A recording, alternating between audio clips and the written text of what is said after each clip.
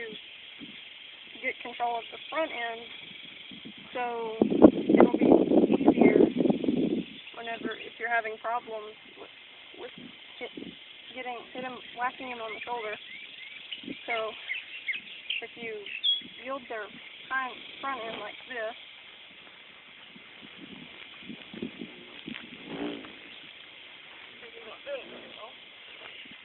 yield their front end like that, whenever you whack them on the shoulder, they'll move off pressure, and that's basically how leg aids happen.